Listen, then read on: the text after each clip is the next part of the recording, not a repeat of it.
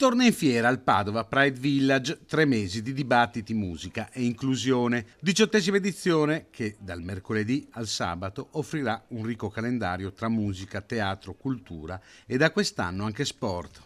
È un posto sicuro, al di là della demonizzazione del clubbing, noi facciamo tantissime presentazioni di libri, spettacoli teatrali, quindi è una manifestazione veramente a 360 gradi e qui le persone devono sentirsi sicure e libere di esprimersi come vogliono e stare con chi vogliono. Madrina della prima serata Francesca Pascale, molti gli eventi che si susseguiranno tra i padiglioni della Fiera di Padova, dove l'allestimento è quasi completato. È una manifestazione importante che ha un richiamo non solo nazionale ma anche internazionale e quindi fa parlare di Padova come una città dei diritti, una città inclusiva, una città aperta. E noi per questo oggi siamo qui, saremo anche all'apertura per sottolineare come questa manifestazione contribuisce